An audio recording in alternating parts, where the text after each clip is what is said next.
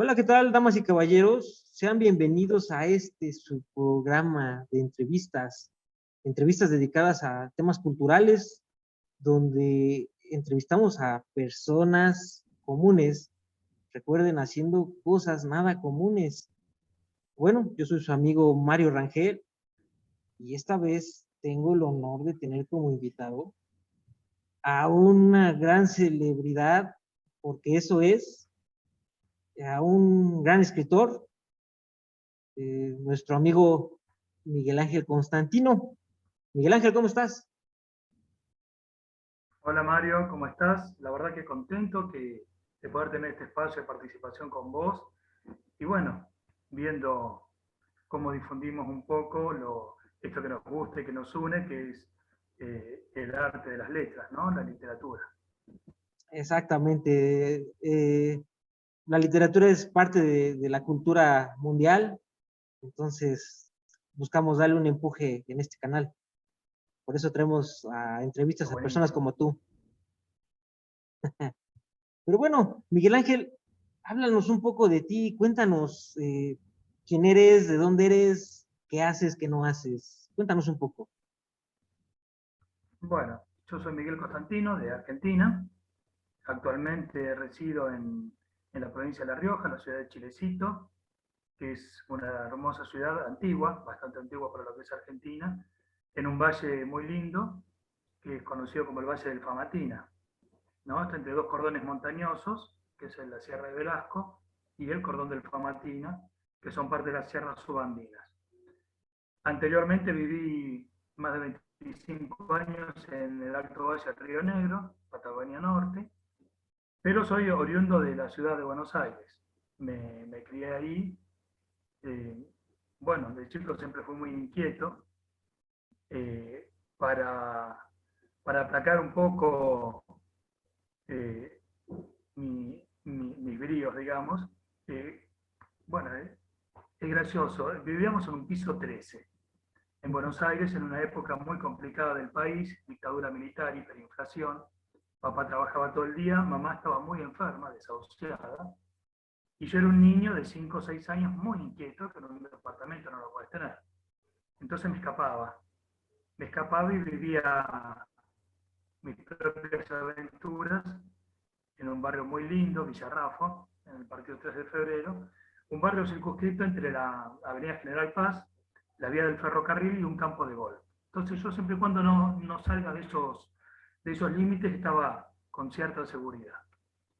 Para evitar eso, mamá intentó distraerme con libros. Entonces cuando era muy pequeño me regaló, no sé, yo tendría 7 años, y me regaló el libro de Elsa Bornemann, Willem van Budín, que narra la historia de una niña y el último mago.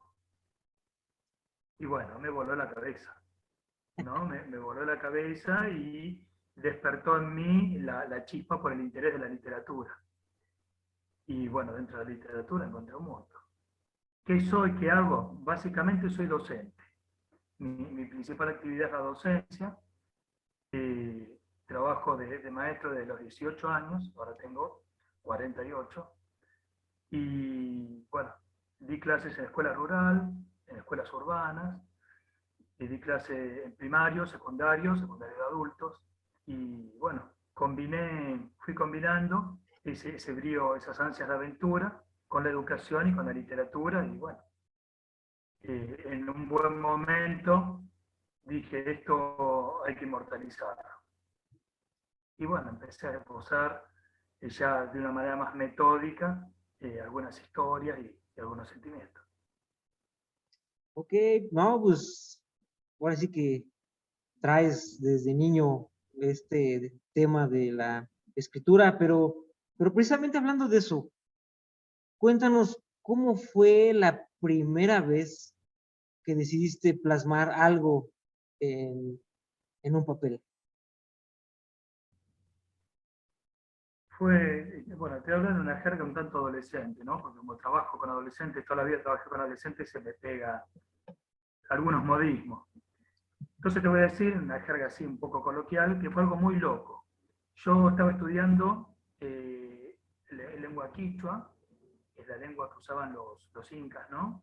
Estaba estudiando lengua quichua en la Casa Santiago del Estero y filosofía andina con un filósofo peruano, el señor Alwirtu Maquilampa, y bueno, estaba con todos esos temas en, en la cabeza y un día salgo, vale, de mi casa, yo vivía en el partido de San Martín, atrás del Tiro Federal, en la calle 1 de Agosto y Ombú.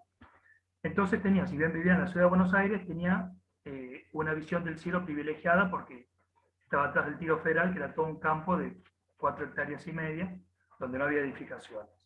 Y salgo y miro a la esquina, no sé si había ido a comprar algo, porque es que salí de mi casa en ese momento, y veo que asoma sobre el horizonte una luna gigantesca, ¿no? Una luna que parecía que la podía tocar. O sea, bueno, no soy tan estúpido, sé que los hombres no podemos tocar la luna con la mano, pero esa luna parecía recortada del cielo, era una superluna blanca.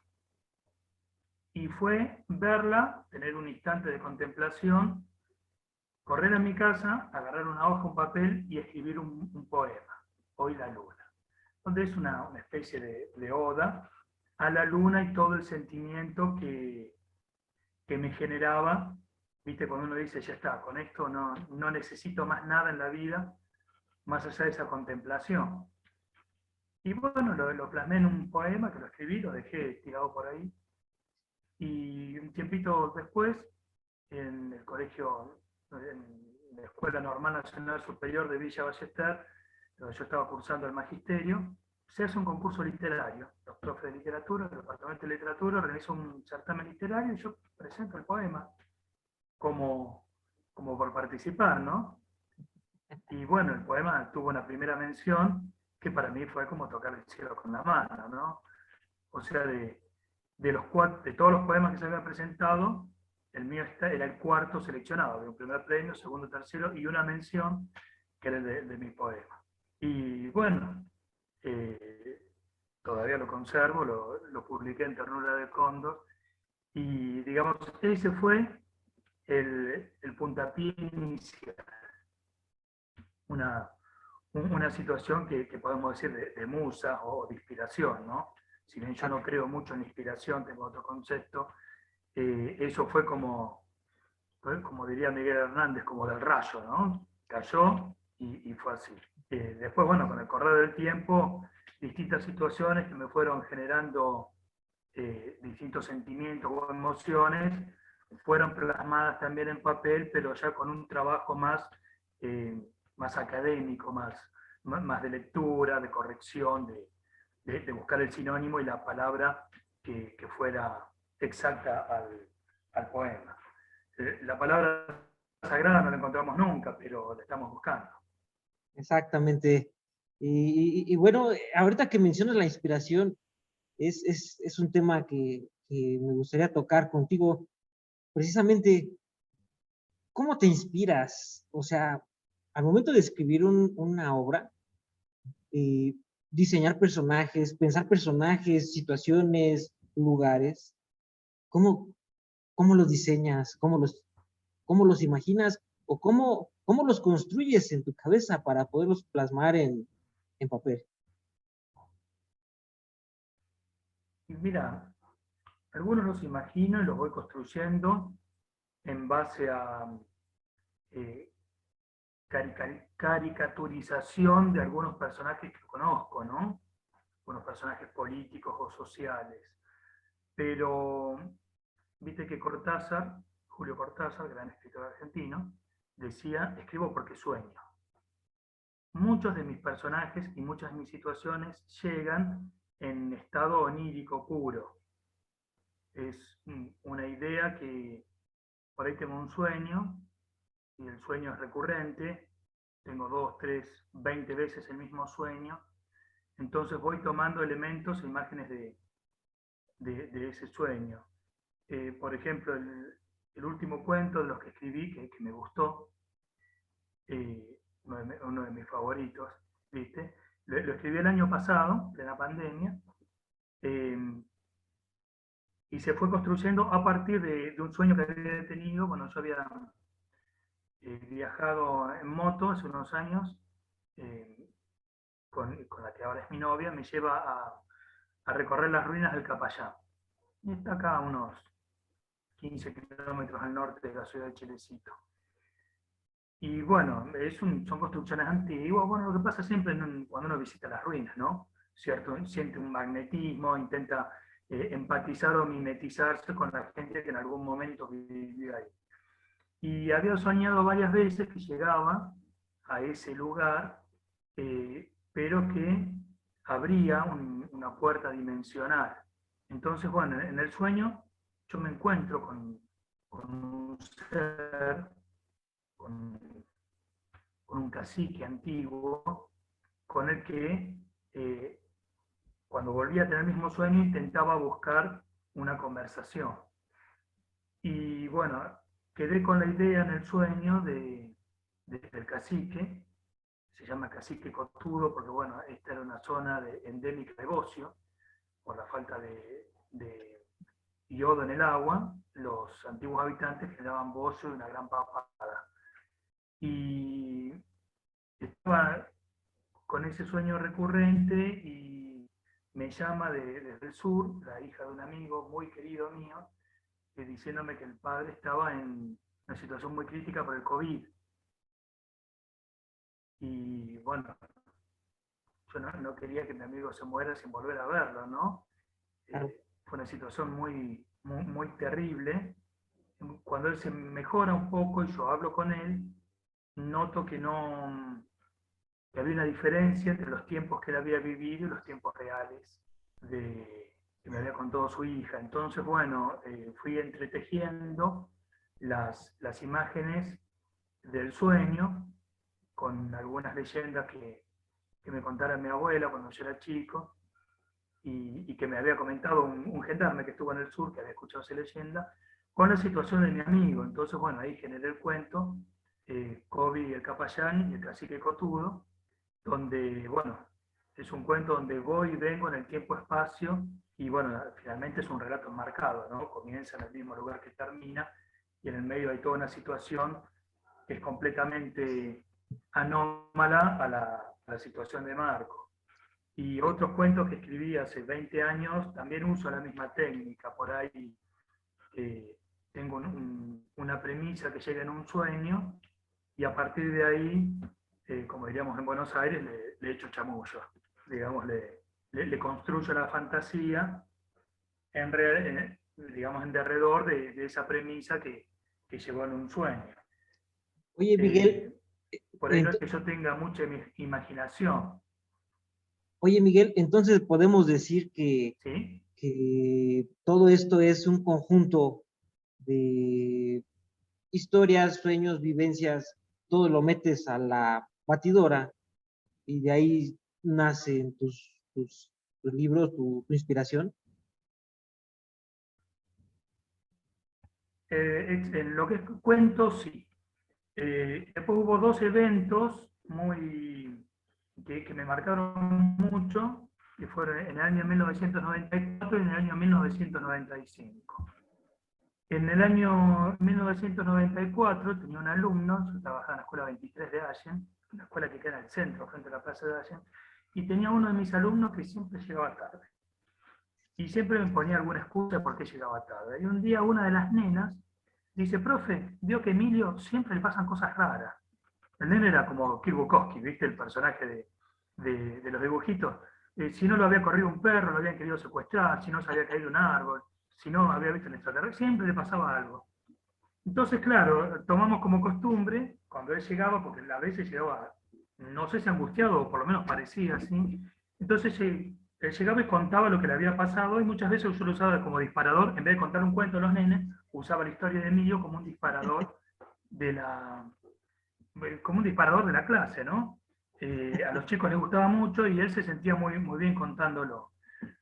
Eso, bueno, sumado con lo que ya te conté recién, al año siguiente, en el año 95, un año muy duro para la provincia de Río Negro, malas cosechas, atraso salarial, lo peor de un gobierno neoliberal, se combinó todo. Bueno, yo seguía yendo a la escuela y tenía un alumno, Luis se llamaba, lamentablemente ya no está con nosotros, era chileno el muchacho este, y él asustaba a sus compañeros contando historias que había escuchado en Chile.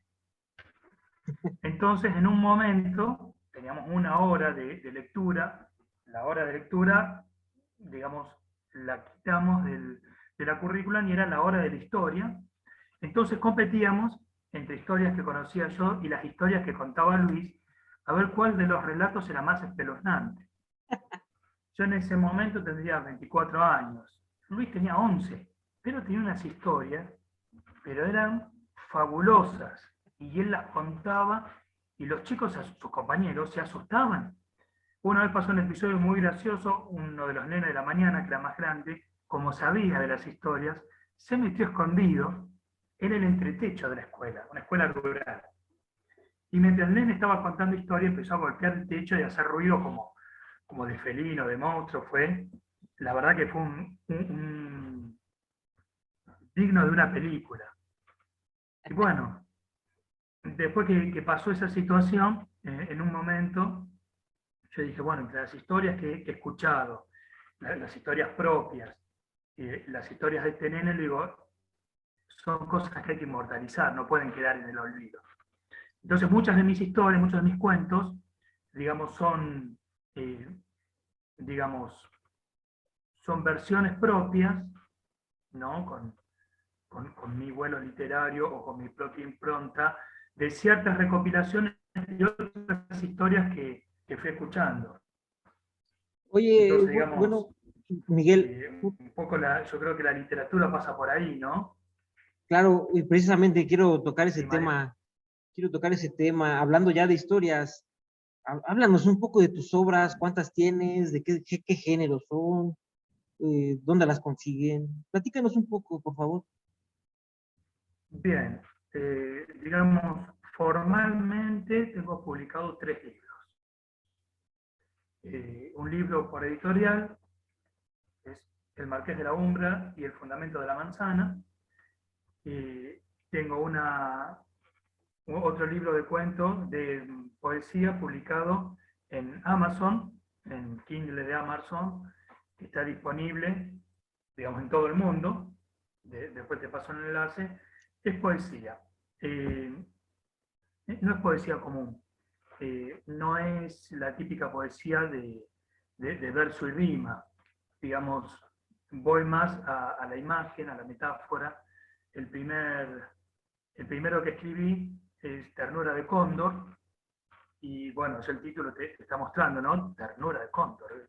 Es un concepto filosófico andino de los quechua, donde te demuestra que, digamos, lo que te quiere dar a entender esa frase es que eh, todos, todos los seres podemos guardar un poco de ternura. O me decís, un cóndor no puede tener ternura, es un carroñero. Y bueno, si vos te acercás a un nido y ves el cóndor o la cóndor con sus pichones, te vas a dar cuenta que ese ser siente amor y lo está manifestando en sus pichones, ¿no? Claro. Bueno, un poco la poesía es así, ¿no? No es bruta poesía, pero es poesía. Por ejemplo, tengo una oda a un perro que se me murió. Y como el perro era un pastor belga, las valquirias caninas venían a buscarlo. Las valquirias, que son los ángeles, ¿no? de la literatura nórdica, pero eran caninas, porque era un perro pastor belga. Y, y bueno, mucho la poesía sobre todo suele ser de amor, de las distintas facetas del amor. Eh, el Marqués de la Umbra, eh, yo te envié una copia, eso lo podemos gestionar si a alguno le interesa leerlo a través de mi página. Ternura de Cóndor está en la plataforma Amazon Kindle, y otro de las obras que tengo publicada es un libro de cuentos, Narraciones y vivencias de un hombre que cree que estuvo solo, que es un libro de cuentos, pero es un libro de cuentos que le di una impronta o un giro muy propio. Eh, Esta sería la portada que van a encontrar. Porque es un libro de cuentos. ¿Qué tienen estos cuentos? Están secuenciados. Entonces vos podés elegir cuando, si decidís leerlo, puedes elegir leer un cuento, otro cuento, de manera aleatoria, como por ahí hacemos muchos, o sobre todo los disléxicos. Yo soy disléxico. Cuando yo agarro un libro para leer, por lo general no empiezo de la primera hoja, agarro de la mitad o de atrás, ¿no? Eh, Nos pasa mucho a los disléxicos. Entonces vos podés leerlo así, como cualquier libro de cuentos, o podés leerlo desde el principio hasta el final y tenés otra historia, casi como que fuera una novela, ¿no? Son cuentos que escribí en distintos momentos de mi vida, con distintas ideas, pero están secuenciados de una manera tal que vos encontrás un hilo conector y una coherencia. Decidí para estos cuentos, en particular, la mayoría están escritos en primera persona. En más de uno me tomé el ejercicio de escribirlos en primera y en tercera persona, cuando estábamos habíamos formado un círculo de escritores en Fernández Oro, el Jefo, y hicimos el ejercicio en varios de nuestros cuentos de presentarlo en primera y en tercera persona, a ver cómo nos parecía que era más literario o más bonito. Yo esto los presenté la mayoría en tercera persona, en primera persona, y los que están en tercera persona tienen esa tercera persona de los escritores latinoamericanos que suelen incluirse dentro de la tercera persona más de una vez, ¿no? Por ahí hay un giro, toda la narración viene en tercera persona y te incluís como testigo. ¿Por qué tiene ese giro? Y porque como la literatura es algo también para divertirse, la idea es que el lector en algún momento, o sea, fundamentalmente se sienta que es el protagonista, pero que en algún momento le quepa la duda de que si uno está contando algo que le pasó, o algo que puede ser realmente, son fantásticos los cuentos, ¿no? Pero presentado de una manera que diga, ¿pero esto puede pasar en serio? No, ya Borges lo dijo en el libro de Arena. La premisa de todo cuento fantástico es presentarlo como algo realista. Bueno, es un poco esa la idea, ¿no? Claro. Como te pasa cuando lees el libro de Arena, que llega el momento que dices, pero este libro existió. Escuchame, en el primer párrafo Borges te está diciendo que es una narración ficticia, pero te deja esa espina. Entonces, este jugar con la primera persona o con una tercera persona donde de pronto aparece una primera incluyéndote, es esa la idea, que el lector de pronto crea que le estás contando algo que pasó, o algo que te pasó a vos, que obviamente no te pasó porque es un cuento, o algo que realmente puede pasar en la vida real, aunque sabemos que es una narración fantástica, por más que la presente de una manera realista, ese quiebre te está mostrando que es algo producto de la fantasía. Y Claro, un o poco sea, para divertirse, ¿no? claro, digo, eso se me hace, Te agarra un crítico y te mata, ¿viste? Pero claro, claro, la idea digo, es se me hace divertirse. algo genial esa técnica, ¿no? Y pues, híjoles, el tiempo apremia, se nos va a acabar el tiempo. Oye, rápidamente, ¿redes sociales tienes? Sí, Facebook, Instagram. En Instagram aparezco como Miguel Motoviajero, porque es otra de mis pasiones, el viajar en moto.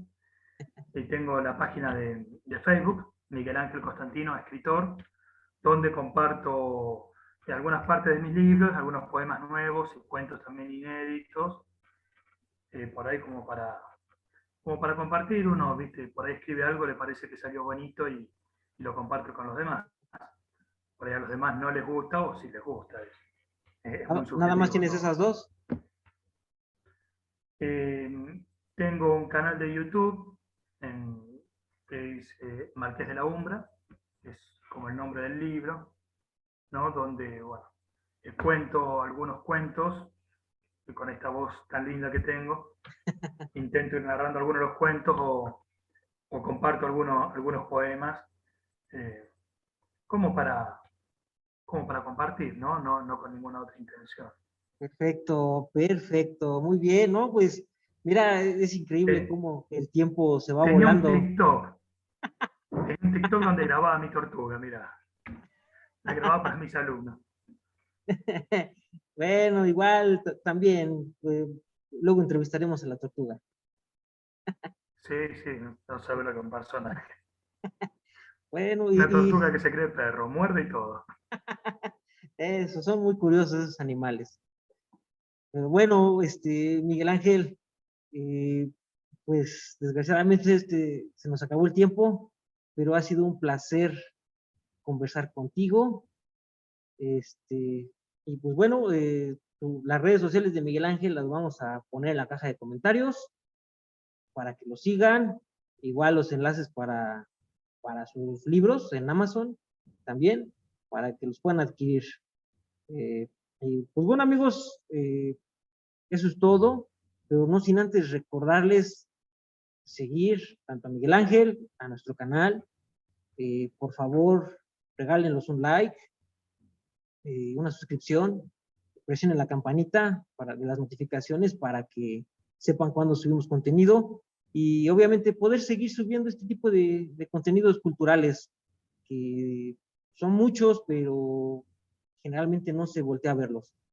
Entonces, agradezco su atención, agradezco a Miguel Ángel, es un placer haber conversado Te dejo contigo. yo a vos, Esperemos Mario, hacer te una dejo yo a segunda parte vos. de esta La verdad que es entrevista.